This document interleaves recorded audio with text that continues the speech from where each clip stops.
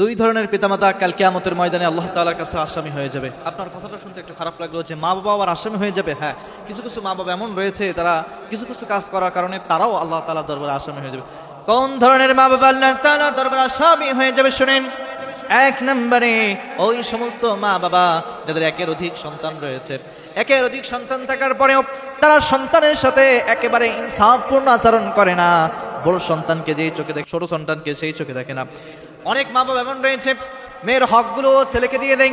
এরকম সন্তান, এরকম মা বাবা আমাদের দেশে আছে না নাই?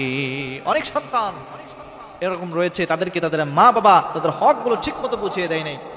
অনেক বাবা এমন রয়েছে হয়তো মেয়েকে একটু বেশি ভালোবাসে, মেয়েকে বেশি দেয়, ছেলেকে কম দেয়। অনেক মানুষ, অনেক মা বাবা এমন রয়েছে যে তার সন্তানকে বেশি ভালোবাসে, ছেলেকে বেশি ভালোবাসে, ছোট ছেলেকে তাকে বেশি জিনিস দিয়ে দিয়েছে এবং বাকি সন্তানগুলোকে কম দিয়েছে। বা 5টা সন্তান আছে, তাদের ভিতরে 4টা সন্তানকে দিয়েছে, একটা সন্তানকে দেয় নাই, বা 2টা সন্তানকে দেয় নাই, 3টে সন্তানকে দিয়েছে। ঠিকমতো তাদের যে সম্পদগুলো রয়েছে সেগুলো ভাগ বন্টন করতে পারে নাই। ওই সমস্ত মা বাবা কাল কিয়ামতের মধ্যে আসামি হয়। অনেকে হয়তো বিষয়টা জানে না, মা বাবাগুলো তারা যার ভালো লাগে তাকে বেশি দেয়, আর যাকে ভালো লাগে না তাকে কম দেয় না। এরকম করলে হবে না, একেবারে ইনসাফপূর্ণ আচরণ করতে হবে। ভাগের যে বন্টনগুলো রয়েছে, যে ছেলে যদি থাকে এবং মেয়ে থাকে, ছেলে পাবে 2 ভাগ, মেয়ে পাবে 1 ভাগ, এরকম ভাবে ইনসাফপূর্ণ আচরণ আপনাকে করতে হবে। আপনি মারা যাওয়ার আগেই এক সন্তানকে বেশি ভালোবাসেন, তাকে সব লিখে দিয়ে গেলেন, বাকিগুলোকে বঞ্চিত করে গেলেন, তো কিয়ামতের ময়দানে তার আসামি হতে হবে, কবরের ভিতরেও আপনাকে শাস্তি ভোগ করতে হবে। 2 নম্বরে ওই সমস্ত মা বাবা কিয়ামতের ময়দানে আসামি হয়ে যাবে যেই সমস্ত মা বাবা তাদের যে সন্তানগুলো রয়েছে এই সন্তানকে দ্বীনি শিক্ষা তাদেরকে দেন নাই, ইসলামের যে পরিপূর্ণ জ্ঞান তাদেরকে দেয় নাই। আর এই জ্ঞান শিক্ষা না করার কারণে ওই সমস্ত সন্তানগুলা তারা একটা সময় তারা আস্তে আস্তে বিপথে চলে গিয়েছে, তারা ইসলাম থেকে বঞ্চিত হয়েছে।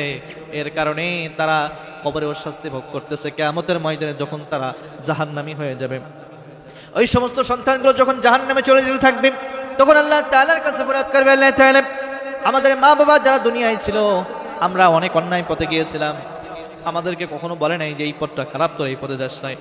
আমাদেরকে কখনো তারা ইসলামিক জ্ঞানগুলো শিক্ষা দেয় নাই, কোরআন পড়াই নাই, হাদিস পড়ে নাই, আমরা পড়তে চাই নাই, তারপরেও আমাদেরকে জোর করে নাই।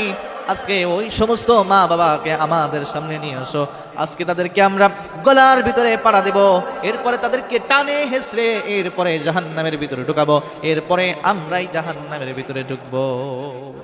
তখন এই সমস্ত সন্তান যাদের জন্য আপনি মাথার ঘাম পায়ে ফেলতেছেন, আপনার সমস্ত শরীরের অঙ্গ প্রত্যঙ্গগুলো এদের জন্য আপনি খেটে খেটে শেষ করে ফেলতেছেন, সেই সন্তান কিন্তু আপনাকে আসামি বানাবে কিয়ামতের ময়দানে। এখনো সময় রয়েছে, যাদের সন্তান আছে আপনারা আপনাদের সন্তানদেরকে দ্বীনি শিক্ষায় অন্তত শিক্ষিত করেন, কিছু ইসলামিক জ্ঞান তাদেরকে দেন। আপনাদের আলেম বানাইতে হবে, হাফেজ বানাইতে হবে এরকম না। তো এই দুনিয়া চলার জন্য যতটুকু দরকার নামাজ কালামের জন্য, যাতে তারা এই নামাজ কালাম পড়ে দ্বীনি জ্ঞান জেনে বুঝে এই অনুযায়ী আমল করে যাইতে পারে, পরকালে যেন তারা নাজাত পাইতে পারে এবং আপনাদেরকে যেন আসামির কাঠগড়ায় না দাঁড় করায়, এরকম একটা ব্যবস্থা আপনার সন্তানের জন্য করে যাওয়া। তা নাহলে কিন্তু আপনাদেরকে আসামি হয়ে যেতে হবে, অনেক সময় জাহান্নামেও আপনাদেরকে যাওয়া লাগতে পারে।